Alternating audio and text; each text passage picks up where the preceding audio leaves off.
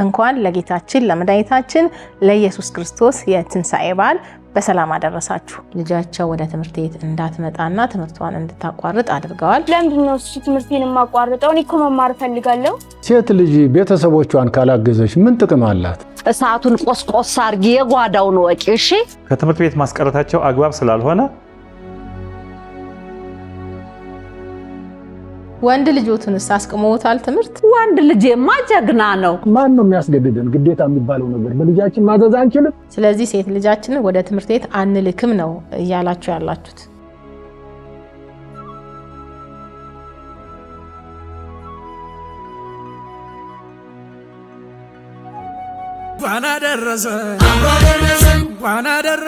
ለመላው የክርስትና እምነት ተከታዮች በአገር ውስጥም በውጭም ላላችሁ እንኳን ለጌታችን ለመድኃኒታችን ለኢየሱስ ክርስቶስ የትንሣኤ በዓል በሰላም አደረሳችሁ። በዓሉ የሰላም፣ የጤና፣ የፍቅር፣ የመቻቻልና የመረዳዳት እንዲሆንላችሁ መልካም ምኞቴ ነው። ይህንን ፕሮግራም ወደ እናንተ አዘጋጅቼ የማቀርብላችሁ እኔ ዳኛ ይታይ ጣሴ ሲሆን በሙያዬም ዳኛ ነኝ። ከኔ በስተቀር ከሳሽ፣ ተከሳሽ፣ ምስክሮችን ወክለው የሚቀርቡት ተዋናዮች ናቸው። እንግዲህ እንደተለመደው ዛሬም አስተማሪ የሆነ የችሎት ፕሮግራም ይዤላችሁ ቀርቤያለሁ። ክርክሩ፣ ፍርዱ ምን ይመስላል አብረን የምንከታተለው ነው የሚሆነው። ይህንን ፕሮግራም ወደ እናንተ እንድናቀርብ ድጋፍ ያደረገልን ጂአይዜድ ኢትዮጵያ ነው። ጂአይዜድ ኢትዮጵያን ከልብ እናመሰግናለን። በድጋሚ እንኳን አደረሳችሁ። መልካም በዓል። ወደ ችሎት ልገባ ነው። ተከታተሉ። ይህ ፕሮጀክት በጀርመን ፌዴራል የኢኮኖሚና የኃይል ሚኒስቴር BMW የገንዘብ ድጋፍ ፕሮጀክት በሆነው በኢትዮጵያ ጀርመን የኢነርጂ ትብብር ፕሮጀክት የተደገፈና በጂአይዜድ የሚተገበር ነው። ፕሮጀክቱ አካታች፣ ዘላቂና ለጾታ ተገቢ የኃይል መፍትሄዎችን በማበረታታት የኢትዮጵያን የኃይል ሽግግር ይደግፋል። ሴቶችና ወንዶች ከሀገሪቱ የንጹህ ኃይል ለውጥ እኩል እንዲጠቀሙ ያስችላል። እንደምን ዋላችሁ። ችሎቱ በዳኛ ይታይ የዕለቱን ስራ ጀምሯል። ከሳሽ እውቀት ለሁሉ ትምህርት ቤት ርዕሰ መምህር አቶ ታያ ወርቅ አበራ። አቤት። ተከሳሾች አቶ ማናየ እንግዳ፣ ወይዘሮ አለም ባንቺ ታደሰ ቀርባቸዋል። ቀርብ ጥሩ። እንግዲህ ያው ከሳሽ የማታ የምትባል የተከሳሽ ልጅ ያላቸው ሲሆን በ2017 ዓ.ም የአራተኛ ክፍል ተማሪ ሆና በ2018 ደግሞ ወደ 5ኛ ክፍል አልፋ አንድ ወር ትምህርቷን ከተከታተለች በኋላ ከነበሩትም 82 ተማሪዎች ጥሩ ውጤት ያላት ሲሆን በተለያዩ ምክንያቶች አንደኛና ሁለተኛ ተከሳሾች ልጃቸው ወደ ትምህርት ቤት እንዳትመጣና ትምህርቷን እንድታቋርጥ አድርገዋል። ደብዳቤ ብንልክም ትምህርት ቤት አስጠርተን ብናነጋግርም በአካል ቤታቸው ድረስ ሄደንም ያነጋገርን ቢሆን ልጅቷን ወደ ትምህርት ቤት ያልመለሱና ትምህርቷን እንድታቋርጥ ያደረጉ ስለሆነ አጠቃላይ የትምህርት አዋጅ 1368/2017 መሰረት ልጃቸውን ወደ ትምህርት ቤት እንዲልኩና ትምህርቷን እንድትከታተል እንዲደረግልን የሚል ክስ ነው ይዞ የቀረቡት። እስቲ እንግዲህ እርስዎ የህፃን የማታ አስተማሪ ኖት? አዎ፣ ቀደም ሲል አምና መምህሯ ነበርኩ።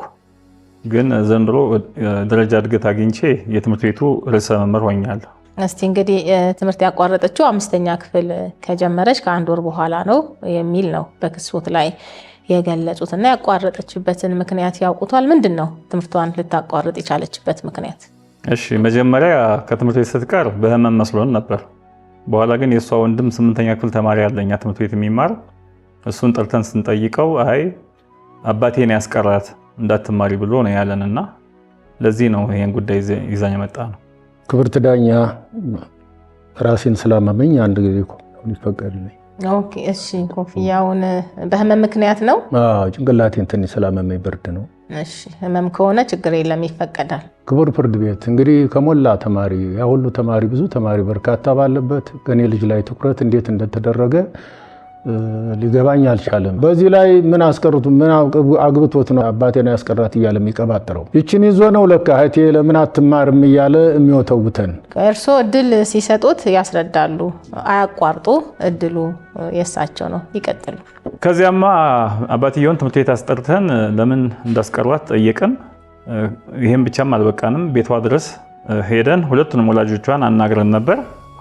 እነሱ ግን እያሉ ያሉት ምንድነው እስከ 4ኛ ክፍል አስተምረናል፣ በቃ ከዚህ ወዲያ ትምህርት አያስፈልጋትም ነው እያሉ ያሉት።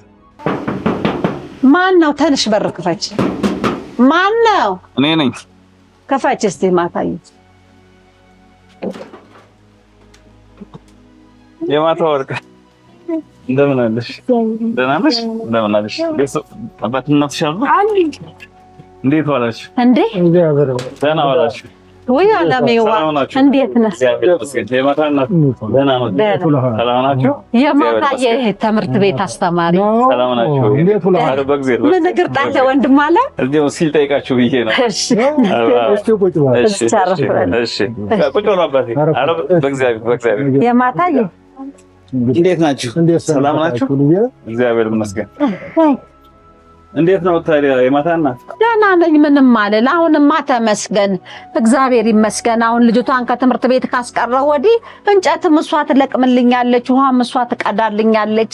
የቤቱን ስራ ስላጓደደችኝ አሁን ደህና ነኝ ይመስገነው። አይ የማታ እናት ባለፈው እኔ ጋር ሲመጡ 2-3 እኮ ተነጋግረን ነበር። የተስማማን መስሎኝ ነበር። ይቺ ልጅ በትምህርቷ በጣም ጎበዝ ናት። ከክፍል አንደኛ ነበር የምትወጣው። ግን አሁን በኋላ በሳምንት 1 ቀን 2 ቀን 3 ቀን እየቀረች ከጓደኞቿ ወደ ኋላ ቀረች። የት ትደርሳለች ብለን የምንጠብቃት ልጅ ነበረች የማታ እናት።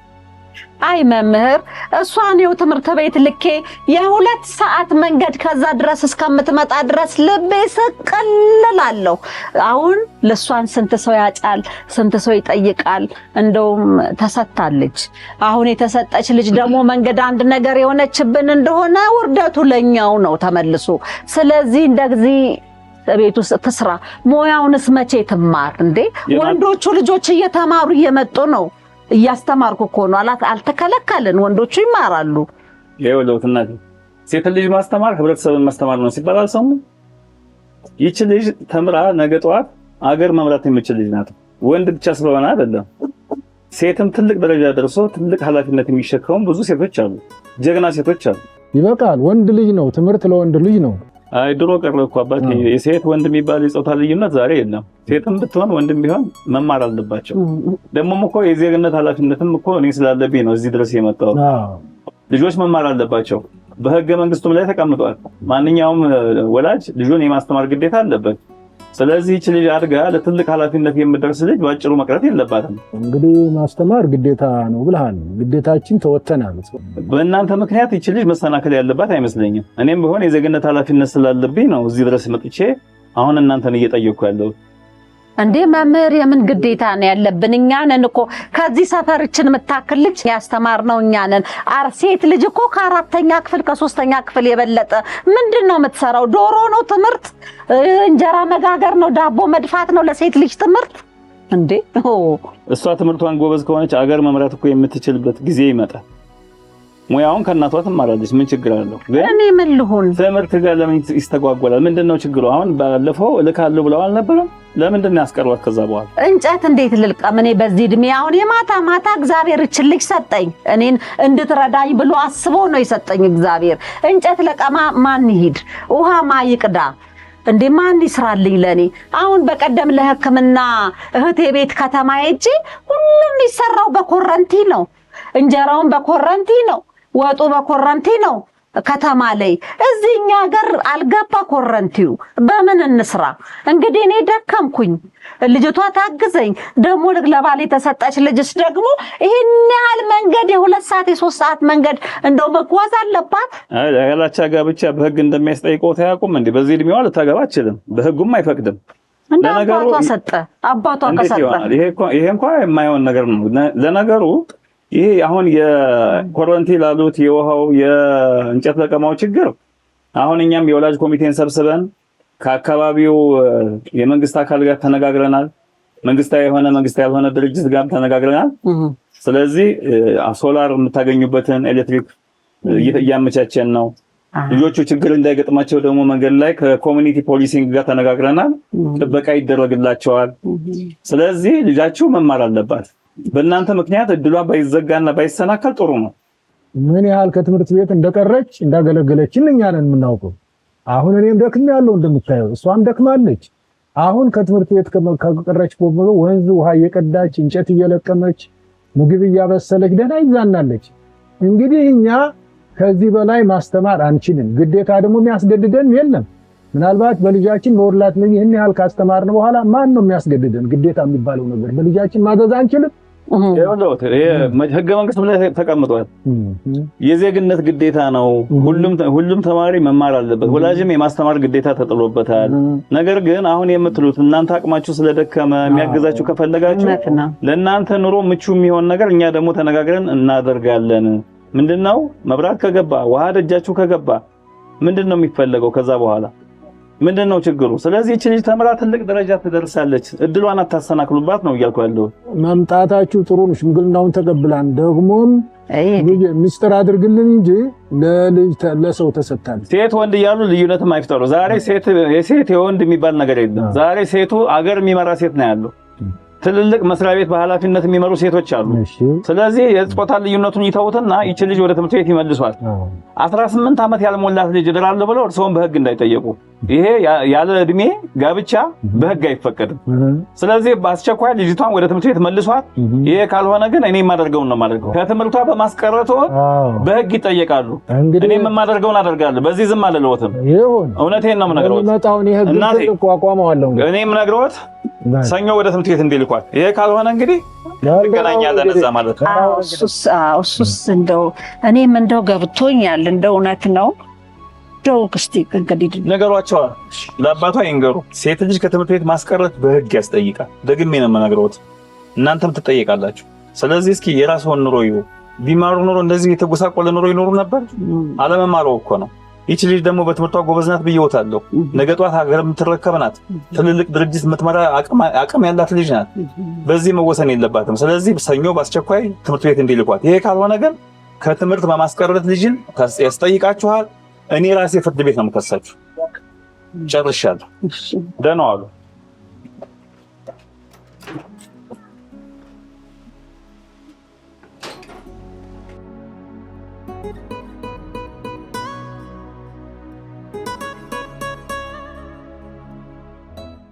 ይህ ፕሮጀክት በጀርመን ፌዴራል የኢኮኖሚና የኃይል ሚኒስቴር BMW የገንዘብ ድጋፍ ፕሮጀክት በሆነው በኢትዮጵያ ጀርመን የኢነርጂ ትብብር ፕሮጀክት የተደገፈና በጂአይዝ የሚተገበር ነው። ፕሮጀክቱ አካታች፣ ዘላቂና ለጾታ ተገቢ የኃይል መፍትሄዎችን በማበረታታት የኢትዮጵያን የኃይል ሽግግር ይደግፋል።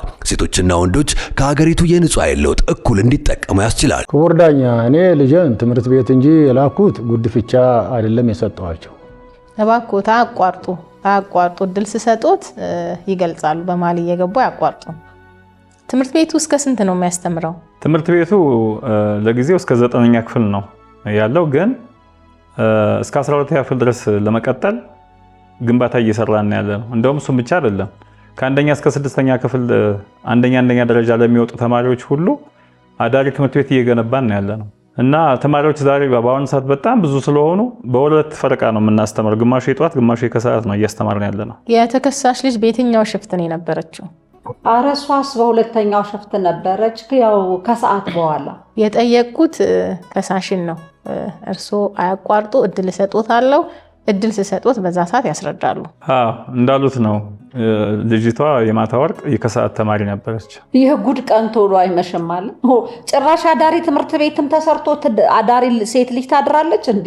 ቆይ ስነ ስርዓት የያዙ። ይሄ ችሎት ነው፣ በስርዓት ያስረዱ። አይ ክብር ፍርድ ቤት ሴት ልጅ አዳሪ ትምህርት ቤት ተሰርቶ ነው ብሎ እንዲህ ደግሞ አምጥቶ ሊከሰን ነው? እንዲህ አዳሪ ምንድን ነው? እንዲህ ህፃን ልጅ ናት እኮ የማታ። ያው አይ ተራ ሰጦት አለሁኝ። ተራ ሰጦት በዛ ላይ ይገልጻሉ። አዳሪ ትምህርት ቤት ማለት ተማሪዎች እዛው ሁሉ ነገር ተሟልቶላቸው ምግባቸውም፣ መኝታቸውም፣ ኑሯቸውም ተመቻችቶላቸው ጥሩ የትምህርት እድል የሚያገኙበት የትምህርት ስርዓት ወይም ደግሞ የሚመቻች ማለት ነው አዳሪ ትምህርት ቤት ማለት። እሺ ክብር ዳኛ፣ ግን ሴት ልጅ እንጨቱን ማን ሊለቅምልን ነው? ውሃውን ማን ሊቀዳልን ነው? የቤቱን እበቱን ማን ሊዝቅልን ነው? ሴት ልጅ ውጭ አዳሪ ቦታ ዱር ምን ሰዳት? ቆይ እሱን በኋላ ያስረዳሉ። እርስዎ ተማሪ የማታን ብቻ ነው የሚከታተሉት ወይንስ ሌሎች እንደ የማታ አይነት ትምህርታቸውን ያቋረጡ ተማሪዎች ትምህርታቸውን እንዲከታተሉ ወይም ደግሞ ወደ ትምህርት ገበታቸው እንዲመልሱ የምታደርጉት ወይም የምትሰሩት ስራ አለ? እሷን ብቻ አይደለም። በትምህርት ቤታችን አሰራርና ደንብ መሰረት ተማሪዎች ከትምህርት ቤት ሲቀሩ ከህመም ውጭ ከሆነ እንከታተላለን። ወደ ትምህርታቸው እንዲመለሱ እናደርጋለን። ትምህርት ቤቱ ከከሳሽ ቤት ሩቅ ነው እንዴ? ያን ያክል ሩቅ አይደለም። ከነሱ ቤት በራቀ እንደውም ከ50 ተማሪዎች በላይ ርቀት ተጉዞ የሚመጡ ተማሪዎች አሉ። ታዲያ ለምንድን ነው ልጃቸውን ሩቅ ካልሆነ ከትምህርት ቤት እንድትቀር ያደረጉት? እኛ ወላጆች እንዲያውቁ የምንፈልገው ጉዳይ ምንድን ነው? እኛ ከወላጆች ጋር የግል ጸብ የለንም። ነገር ግን ልጆች ለትምህርት የደረሱ ልጆች ማንኛውም ወንድም ይሁን ሴት ወደ ትምህርት ቤት እንዲልኩ ነው። ይሄን ብቻ ነው እኛ እየጠየቅን ያለን። ሁሉም ሲጠየቁ ግን ምንድን ነው የሚሉት? የቤቱን ስራ ማን ይስራ፣ ውሃ ማን ይቅዳ፣ እንጨት ማን ይስበር፣ የከብቶችን ማን ያሰማራ። ስለዚህ ስናናግራቸው ሁሉ ምንድን ነው እያሉ ያሉት? የቤቱን ስራ አንተ ልትሰራልን ነው ወይ? እኛ እያስቀረን ያለነው እኮ ቤት እንዲያግዙን ነው። ይሄንን ነው መልስ እየሰጡ ያሉት። የማታ ወርቅ በትምህርት ቤታችን በጣም አሉ ከሚባሉ ጎበዝ ተማሪዎች አንዷ ናት። ከክፍሏን ብቻም አይደለም ከሁሉም ሴክሽን አንደኛ ነው የምትወጣው። ይቺ ልጅ የነገ ትልቅ ተስፋ ያላት ልጅ ናት። ነገር ግን እሷን ከትምህርት ቤት አስቀርተው የወደፊት ህይወቷን ነው እያጨለሙ ያሉት። ይሄ በህግም የማይደገፍ ስለሆነ ወንድም ይሁን ሴት የመማር መብት እያለው ከትምህርት ቤት ማስቀረታቸው አግባብ ስላልሆነ የማታ ወርቅን ወደ ትምህርት ቤት እንድትመለስ እንዲደረግልን ፍርድ ቤቱ እንዲወስንልን ነው እዚህ የመጣ ነው። ተከሳሾች ለምንድን ነው ልጃችሁን ከትምህርት ገበታዋ እንድትቀር ያደረጋችሁት? እንዴ ልጄ መስላኝ በልጄ መብት የለኝም? ወላጅ ነኝ እኮ። ወይስ ትምህርት ቤቱ ነው መብት ያለው? እኔ አይደለሁም እንዴ ማበላት ማጠጣት? ጥያቄውን በቀጥታ ይመልሱ። ለምንድን ነው ከትምህርት ገበታዋ እንድታቋርጥ ያደረጋችሁት ነው የሚለው ጥያቄ። እሱን በስነ ስርዓት ይመልሱልኝ በቀጥታ።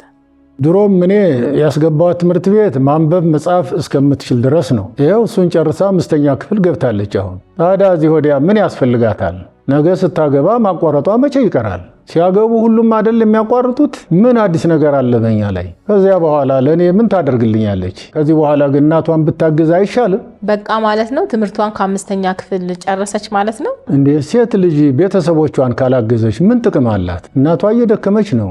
በዚህ ላይ ያማታል። እንጨት ማን ይልቀም? ውሃ ማን ይቅዳ? ላሞቹን ማን ይለብ? ቅዳሜ ገበያስ ማን ይሂድ? እኔን አትሉ ወይስ ወንድሟን? አባዬ ግን ለምንድን ነው እሱን የትምህርት እንድማር ማታጉት? ለምንድን ነው እሱ ትምህርቴን የማቋርጠው? እኔ እኮ መማር ፈልጋለሁ። ቅር አለሽ? አዎ እናትሽ ደከማት፣ አንቺን አሳደገች፣ እዚህ ያደረሰች። እዳ ወንዝ ውሃ ትቀዳለች፣ ጫካ ሄዳ እንጨት ትለቅማለች።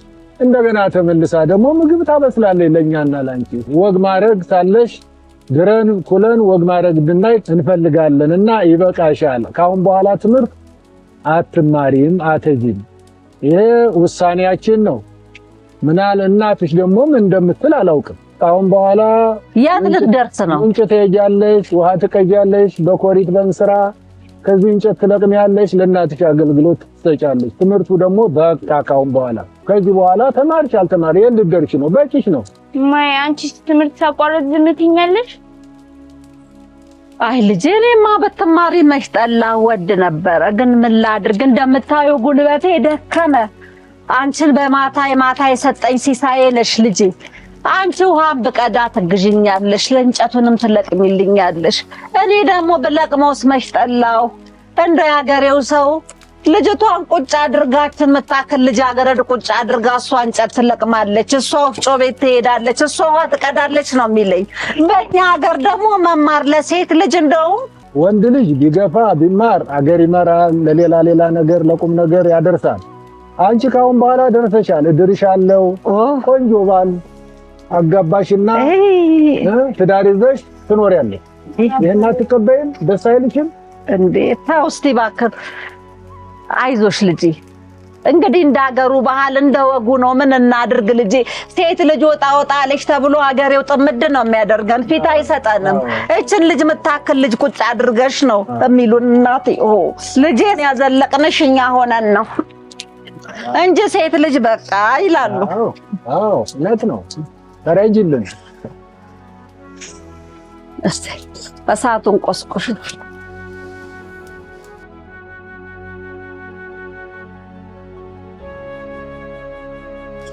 ሴት ልጅ ሞያ የጓዳውን መማር እሳቱን ቆስቆስ አርጊ፣ የጓዳውን ወቂ። እሺ የውጭው ምን ያደርጋል? እኔም በልጅነቴ ባንቺ እድሜ አግብቼ ነው እንዴ ልማር። በይ ልጄ አሁን ቁጭ ብለሻል አይደል? እናችን ተነሽና አርጃ። ሙቀጫውን አታይም? ደክሟታል። እስቲ እርጃት እናውቀጭ ሴት ልጅ ባልትናውን ነው እንጂ ልማር እንዴ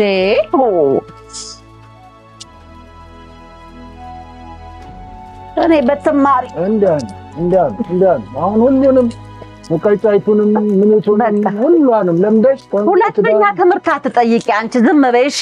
ሴት ልጅ ዶሮ መስራት፣ እንጀራ መጋገር፣ ዳቦ መጋገር ይሄንን ተማሪ። ነገ ቤትሽ ስትገቢ ማን ይሰራልሽ ነው? ይሄንን ከሰራሽ ያውን ካሽ ቆንጆ ትዳር፣ ቆንጆ ባል መጣያጥዬ ሁሉ አማልቼልሽ ታገቢያለሽ። ቆንጆ ባል፣ ቆንጆ ትዳር።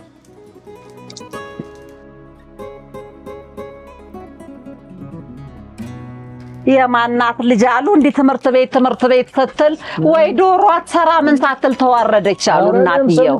አቶ ተፈራ ልጅ እንደዚህ ተዋርዳ ሰምቻለሁ። ሙያ ሳትለምደው ሴት ልጅ ልማር ስትል ይኸውልሽ ቻይና ለምትባል የተፈራ ልጅ ዶሮ መገንጠል አቅቷት እንጀራውን ዳቦውን ሙያውን ሳትማር ወደ ትምህርት ቤት ስትሄድ ይሄው ገልቶ ሆና ቁጭ ብላ ባሏ መለሳት ከነ ዶሮ አሉ። ደግሞ አልሰማሽም እንዴ አንቺ? እናትየዋ ዶሮ መገንጠል ሳታስተምራት እንዲሁ ቁጭ አድርጋ ይዛታለች ብለው እኮ ደግሞ በአንቺም እየፈረዱብሽ ነው። አረ እንደው ሰንዴ ሴት ልጅ ደግሞ አረ እንደው አንገቷን እንደፈታ አድርጋ ትዳሯን ነው። አሁን ምን የመሰላማሽ ታመጫለሽ፣ ልጅ ትወልጃለሽ፣ ታሳድጊያለሽ። ይሄ ነው በአገሬ የሴት ልጅ ወጉ። ትምህርት ሊሄድ እያልሽ ጠዋትና ማታ የምታለቅሻትን ከዛሬ ጀምሮ እዚህ ቤት ስታለቅሽ እንዳላይሽ። አዎ አታስፈርጅብን፣ እኛንም ልጄ አታስፈርጅብን።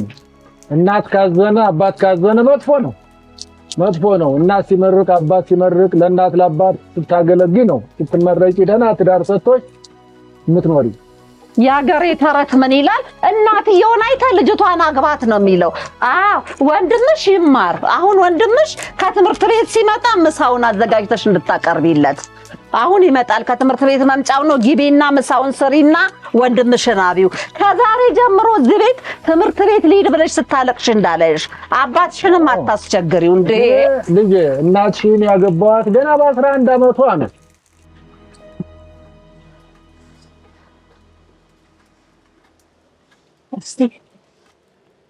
አይ ይበቃዋል። የማታዬ አሁን ወንድምሽ ከትምህርት ቤት ሲመጣ የሚተጣጠብበት ውሃ ይዘሽ ነይ። ቶሎ ቀጅና ከወንዝ ቶሎ ይዘሽልኝ ነይ። ሂጂ መቅጃው እዛ አለልሽ።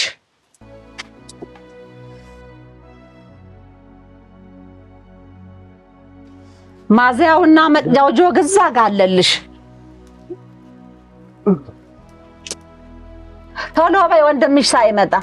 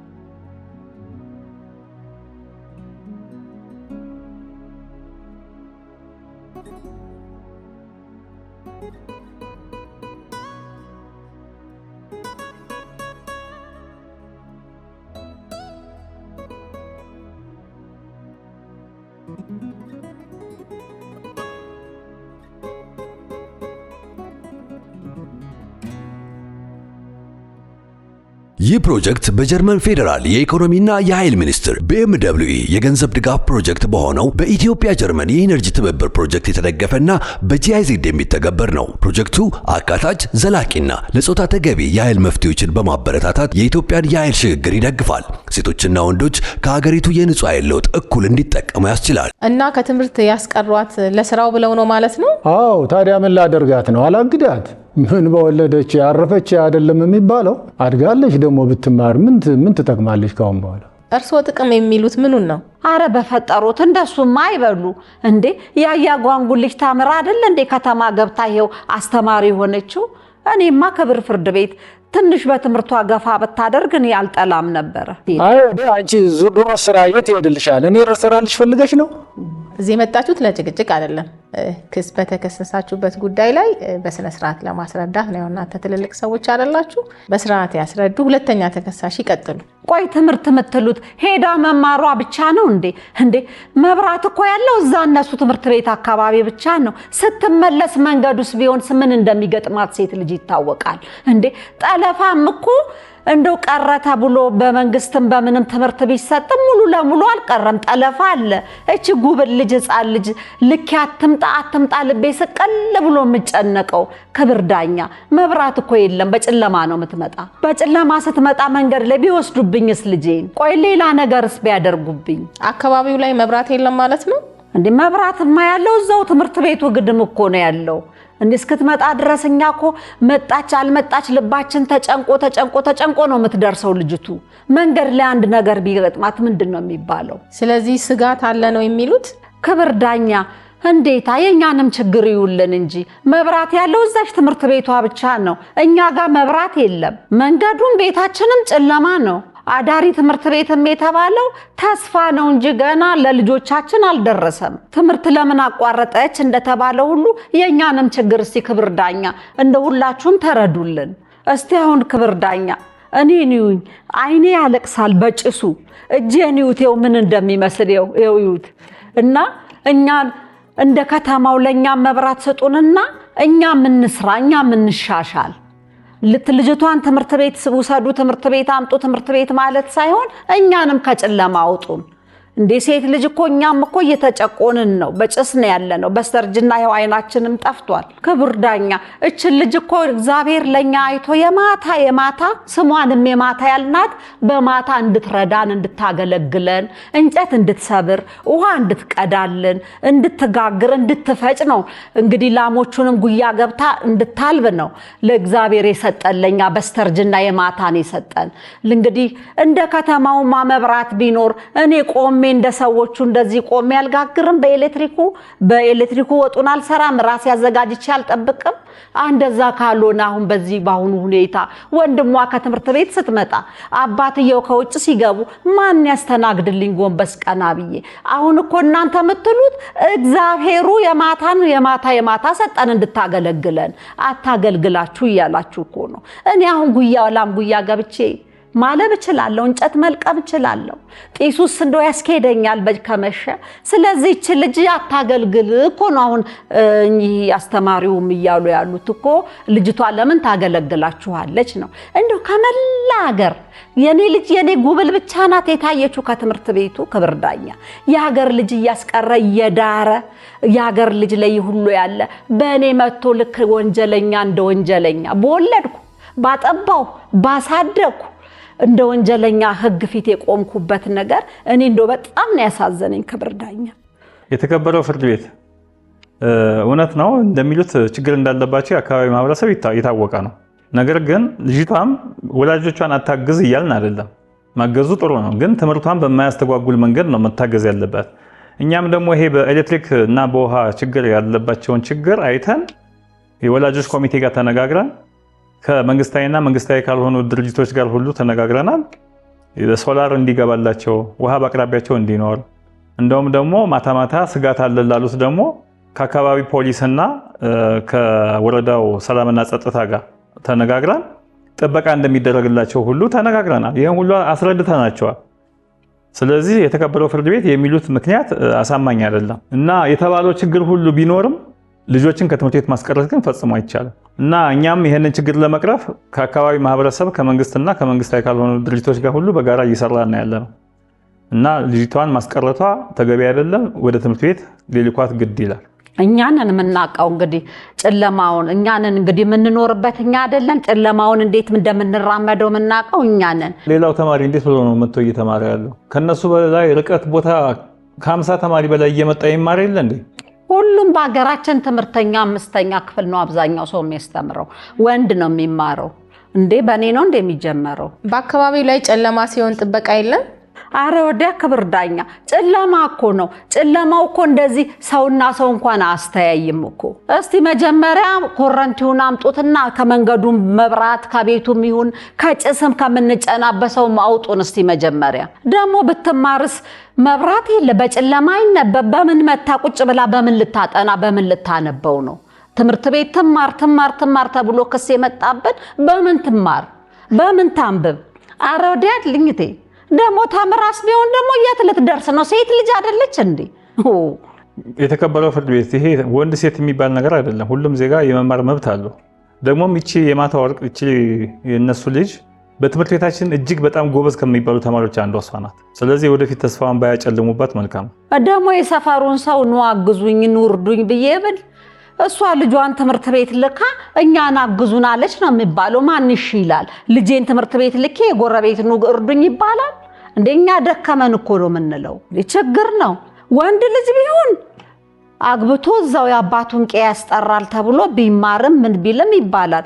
ሴት ናት አግብታ ሌላ ቦታ ነው ልምብላ የምትሄደው። እስከዛ ታገልግለን እንጂ ምን ትደረጋለች? ሴት ልጅ ልታገለግል አይደል እግዚአብሔር ውስጥ መስጠቱ። ድሮው ሁሉም ሰው ያግዘኝ ነበረ። አሁን እሷን እያዩ እሷ ደርሳለች ብለው ማንም ዞር ብሎ አያየኝም። ማን ይርዳኝ? የገጠሩ ስራ የምታውቁት ነው።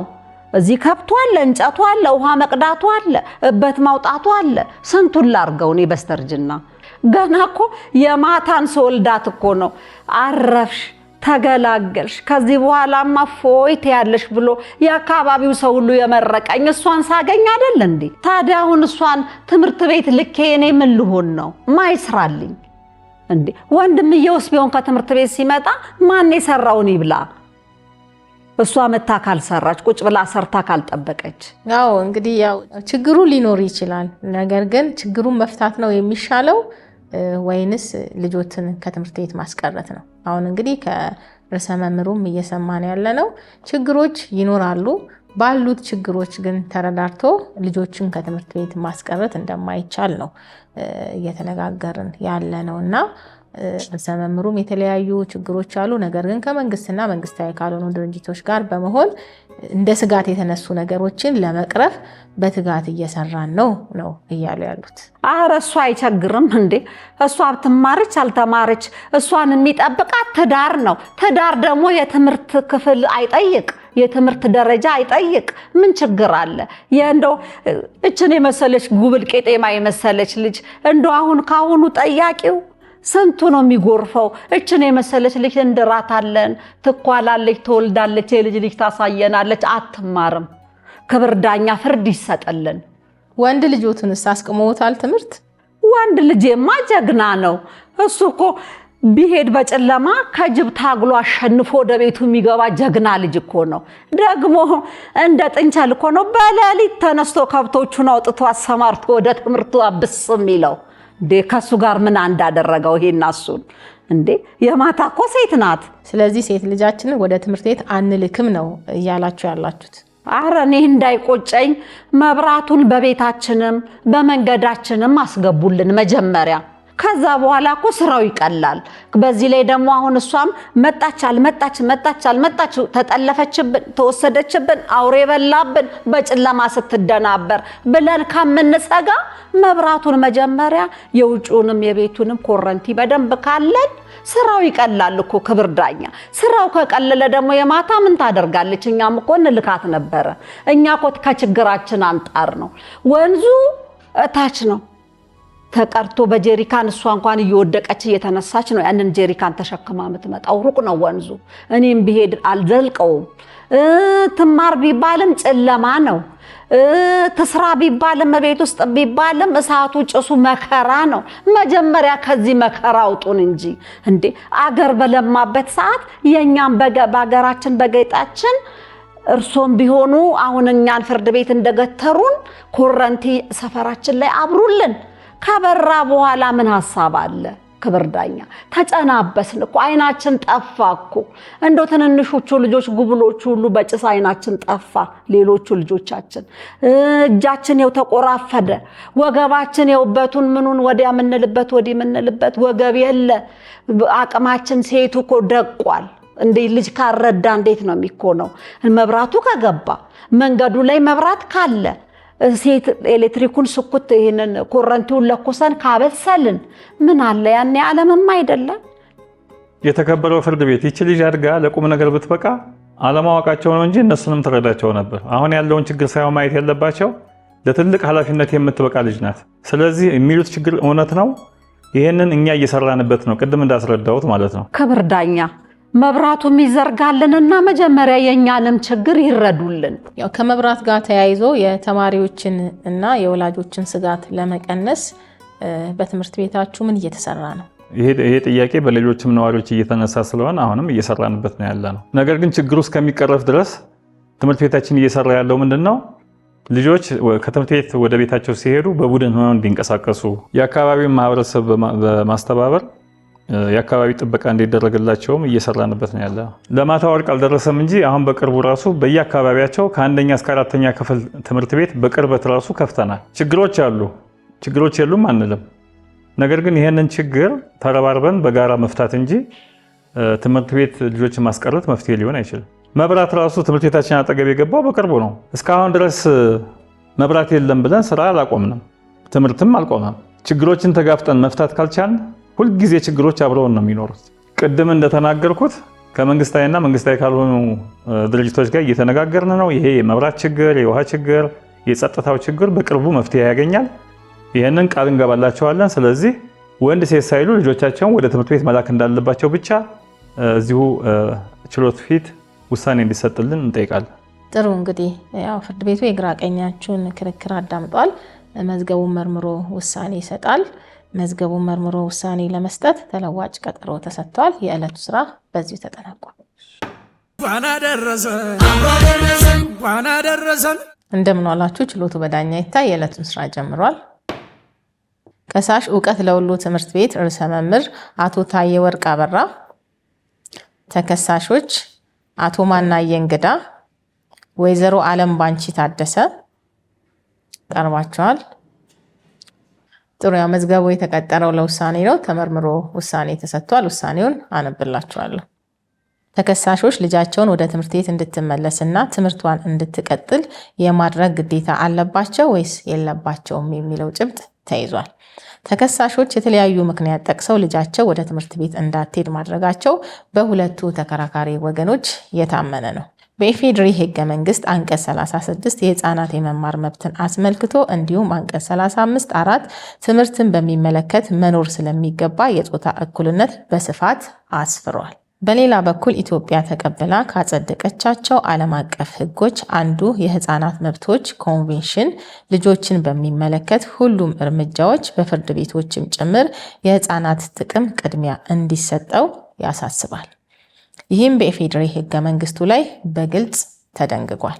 በተጨማሪም አጠቃላይ የትምህርት አዋጅ ቁጥር 1368/2017 ትምህርትን መሰረታዊ የሰብአዊ መብት ብሎ ያወጀ ሲሆን የመጀመሪያ ደረጃ ትምህርትንም ግዴታ ያደርጋል። ትምህርቱም ከጾታ አድሎ የጸዳ መሆን እንዳለበት ያስገነዝባል። አዋጁ በወላጆችና አሳዳጊዎች ላይ ልጆቻቸውን የመጀመሪያ ደረጃ ትምህርት እንዲያገኙ የማድረግ ግዴታን ያስቀምጣል። ይህንን አለመፈጸም የህግ ተጠያቂነትንም ያስከትላል።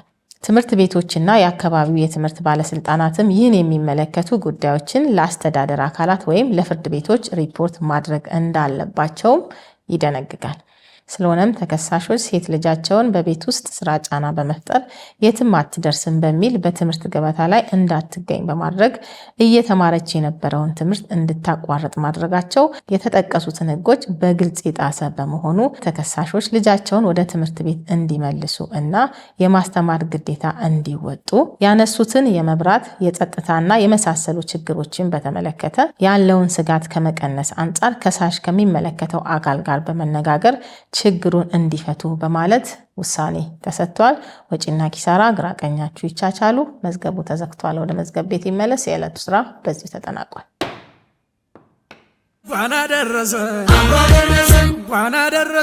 በዛሬው ችሎት በተሰጠው ውሳኔ እጅግ በጣም ደስ ብሎኛል። ከዚህ የምንማረው ምንድነው? ሴት ልጅ ማስተማር ህብረተሰብን ማስተማር ነው። በባህል በእኛ አካባቢ በዚህ በገጠሩ ባለንበት ኤሪያ ወንድ ሴት እያሉ ወንዶችን ወደ ትምህርት ቤት እየላኩ ሴቶችን ማስቀረት የተለመደ ነው።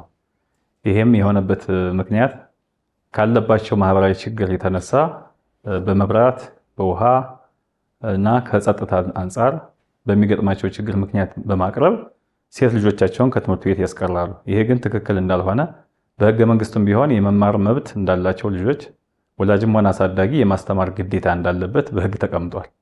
ይህንን ማወቅ ለሚፈልጉ ሰዎች ሁሉ ትምህርት እንዲሆናቸው የዛሬው ችሎት ትልቅ አስተማሪ ውሳኔ ነው የተወሰነው።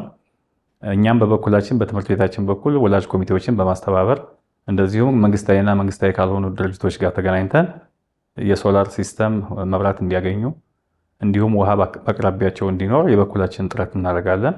ጸጥታን በተመለከተም ቢሆን ከማህበረሰብ አቀፍ ፖሊስና ከሰላምና ጸጥታ ከወረዳው ጋር በመነጋገር ጥበቃ እንዲደረግላቸው የበኩላችን ጥረት እናደርጋለን። ስለዚህ ትምህርት ቤቱም ሆነ የትምህርት ቤቱ ማህበረሰብ፣ ወላጅ፣ ሁሉም እንደ ዜጋ ማንም ልጅ ከትምህርት ቤት መቅረት የለበትም። ወንድም ሴትም ሳይል ሁሉም ሰው በትምህርት ገበታው ላይ መገኘት እንዳለበት ያየንበት ችሎት ነው። እጅግ በጣም ደስ ብሎኛል። ማህበረሰቡም ከዚህ ትምህርት ይወስዳል ብዬ አምናለሁ።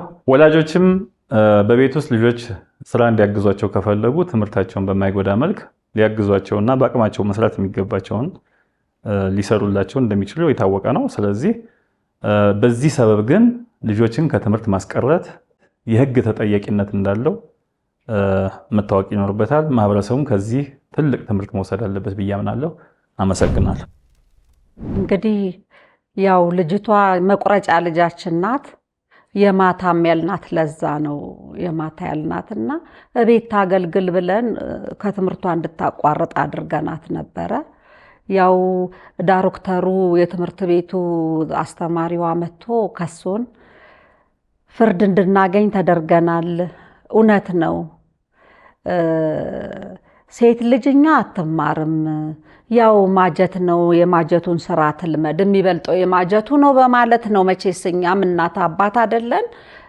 ልጅቱን ለመጉዳት ሳይሆን በሀገራችን ወግና ባህል በገጠሩ ያለውን ብለን ነው እና ይኸው ተከሰን ዛሬ እዚህ ደርሰናል። እውነት ነው፣ ህግ መኖሩ ጠቅሞናል፣ ተማርንበት። የራስን ልጅ የወለድናትን ልጅ ሲሻን አለማስተማር ሲሻን ማስተማር የኛ መብት መስሎን ነበረ። ዛሬ ግን እዚህ ቦታ ስንቆም እንደሱ የማድረግ መብት የኛ እንዳልሆነ የማስተማር ግዴታ እንዳለብን በገጠሩ እስከ ዛሬ ድረስ ያለው አስተሳሰባችን ትክክል እንዳልሆነ ተምሬበታለሁ። እውነት ይሄ የትምህርት ቤቱ ዶክተር ዳይሬክተሩ ሰውዬ ከሰው እዚህ ቦታ ሲያመጡን እንደምንረታ ኮርተን ነበር የመጣነው። እኔም ባለቤቴም የመጣነውና ህጉ ግን ግዴታ ማስተማር አለባችሁ፣ 18 ዓመት ሳይሞላት መዳርም የለባችሁም ብሎ ፈርዶብናል። አሁን ፍርድ የተፈረደብን በእኛ ላይ ቢሆንም ግን ተምረንበታል። የተፈረደብን ነገር ትክክል ነው፣ እውነት ነው። ሴት ልጅ በቀጠር በእኛ ሀገር ያው በጊዜ ትዳርና ጢሱ ምኑም ይጎዳል። መማር ጥሩ ነው። እድሜ ለህግ።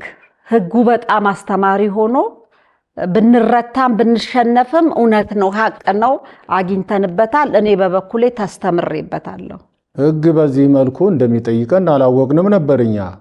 አሁን ግን እንደዚህ አይነት መሆኑን በህግ እንደሚያስጠይቅ በሙሉ የተረዳን ስለሆነ በግልጽ በፍርድ ቤቱ በኩል የተረዳነው ሁኔታ ስላለ ያው እንግዲህ ስህተት መሆኑን አምነናል፣ ውሳኔውን ተቀብለናል።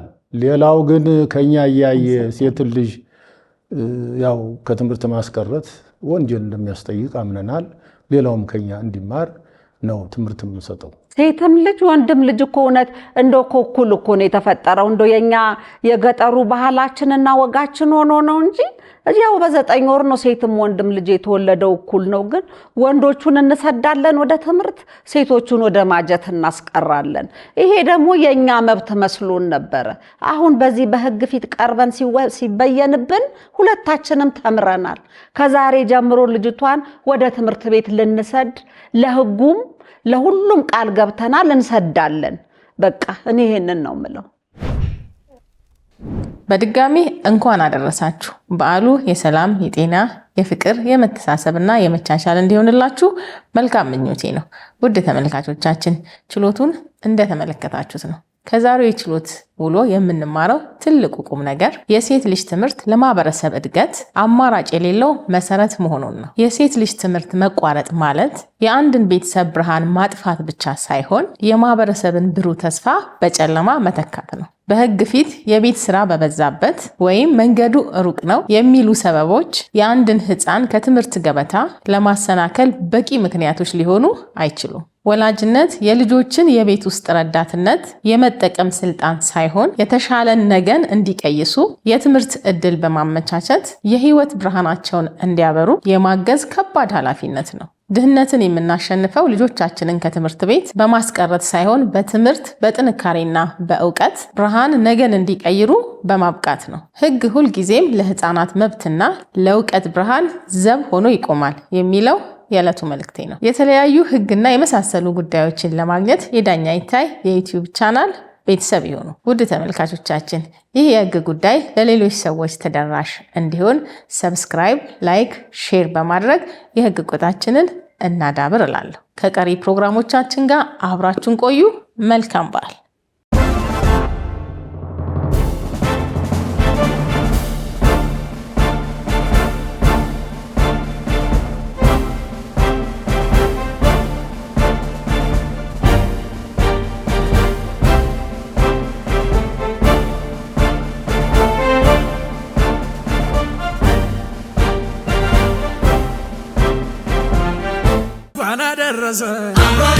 እንኳን አደረሰን